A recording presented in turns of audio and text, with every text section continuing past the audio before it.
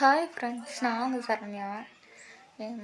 நீங்கள் ஏன் அடிக்கடி லைவ் போடுறா சண்டை நடக்கிறதெல்லாம் அப்படின்னு நீங்கள் நினைப்பீங்க. நான் ஏன் திரும்ப லைவ் போடுறேன், எனக்கு நீங்கள் யாரும் இல்லை சப்போர்ட் பண்ண.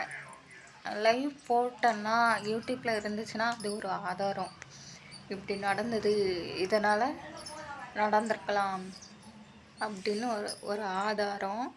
ஆனால் நான் என்னை தள்ளி விட்டாங்க தெரியுமா. அப்போ நான் வீடியோ ஆஃப் பண்ணிட்டேன். எனக்கு காலில் ரொம்ப பெயினாக இருந்ததா, உடனே நான் கேமரா ஆஃப் பண்ணிட்டேன். ஆஃப் பண்ணாமல் நான் காட்டியிருந்தேன்னு நினச்சிக்கோங்க, அது ஒரு ப்ரூஃபு. அதை நான் பண்ண மறந்துட்டேன். ஆஃப் பண்ணிவிட்டு ஏன்டா இப்படி வலிக்குது, நீ உயிர் போகிற மாதிரி அப்படின்னு பார்க்குறேன். அடுத்த செகண்ட் ரத்தம்லாம் கீழே கிடக்குது. எனக்கு என்னடா இது அப்படின்னு ஆகிப்போச்சு. அதனால தான் எனக்குன்னு யாரும் இல்லை. இது மக்கள் பார்க்குற இது, அதனால் அது ப்ரூஃபு அப்படிங்கிறக்காக நான் லைவ் போடுறேன். யாரும் தப்பாக நினச்சிக்காதீங்க.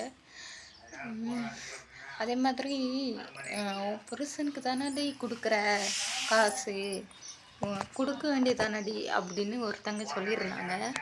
அதை பற்றி எனக்கு ஒன்றும் ஆட்சேபனை இல்லை. நான் கொடுக்குறத பற்றி எனக்கு ஒன்றும் கவலை இல்லை. ஆனால் அதை நேரடியாக நேர்மையாக எனக்கு அப்படின்னு கேட்டால் அது ஒரு இது. அப்படி சொல்லாமல் அவங்களுக்கு நான் வாங்கி கொடுக்குறேன், இவங்களுக்கு நான் வாங்கி கொடுக்குறேன் அப்படின்னு அதிலேருந்து ஏன் எடுக்கணும். நான் எடுத்தது நான் பார்த்தேங்க, எனக்கு அதுதான் கோபம். 1500 கேட்டார், 500 அவர் தனியாக எடுத்துக்கிட்டாரு. அப்போ நான் அதை பார்த்தேன்னா எனக்கு எப்படி இருக்கும் சொல்லுங்கள், நீங்களே சொல்லுங்கள். அப்புறம் அந்த 1000 கொடுத்தாரா இல்லையான்னு எனக்கே தெரியல. அந்த சார்கிட்ட கேட்டால் அந்த சாரு இவரை கூட்டிகிட்டு வர சொல்கிறாரு. அந்த சார் கேட்கவே இல்லை, பணம் கொடுங்க அப்படின்னு கேட்கவே இல்லைங்க. இவரா வரன்றியா போய் வண்டியில் ஏறுறாரு. அதுக்கப்புறம் நான் பணம் பண்ணணும்னு நான் அலையில. எதுக்கு நான் இப்படி தான் சேமிக்கணும், தேவையில்லாமல் நான் செலவு பண்ணக்கூடாதுன்னு நான் நினைக்கிறேன். இவர் இதுவரை ஏதாச்சும் செஞ்சுருப்பாரு வீட்டுக்காரர் சொல்லுங்கள்.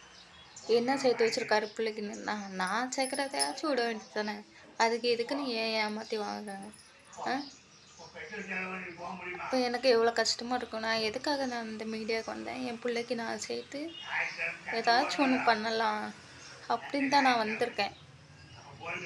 யாரும் தப்பாக நினைக்காதீங்க என்னை பற்றி. என்னோட வலி, என்னோட வேதனை எனக்கு மட்டும்தான். நான் எவ்வளோ நான் கஷ்டப்பட்டிருக்கேன். அப்போல்லாம் எனக்கு யாரும் இல்லை. இப்பவும் எல்லாரும் யார் இருக்காங்க, யாரும் இல்லை. நான் தான், நான், நீங்கள், அவ்வளோதான்.